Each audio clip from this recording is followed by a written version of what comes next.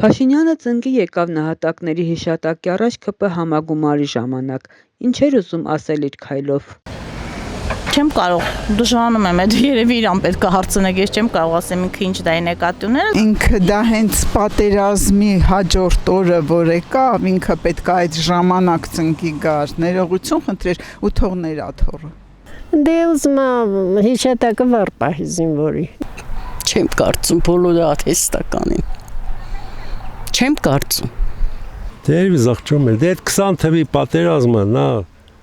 Սա ես չգիտեմ, իմ կարծիքով այդ պետք չէր այդ պատերազմը անել, որովհետև պատրաստ չէին այդ պատերազմի, զինված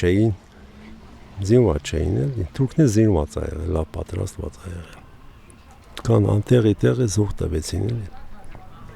Չգիտեմ, ողբալի վիճակ ա, էլի։ Կան ջայելը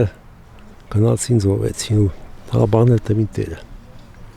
Մեր լավ զղջում ա, էլի, իր արած հիմար։ Եթե ինքը մի քիչ ողջամիտ էր, զորքը կհաներ Ղարաբաղից մինչև պատերազմը եւ այդ վնասները մենք չենք ունենա։ Հարգանքի Մեր իհարկե մենք բոլորս ենք պարտավոր մեր զոհվածների առաջ ծնկի իջնելու։ Այսօր այս խաղաղ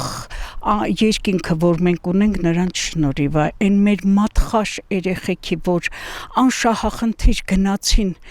իրանց հայրենիքի համար պայքարեցին եւ իրանց երիտասարդ կյանքը չխնայեցին։ Բոլորս պարտավոր ենք խոնարհվելու։ Թայլաթի թորնել ծնկի եկավ, չէ՞։ Հայազգի առաջ ուշացված էր։ Նա ոչ մի բան չէր ուզում ասել, նա ուզում էր ցույց տալ, յանում թե ես էլ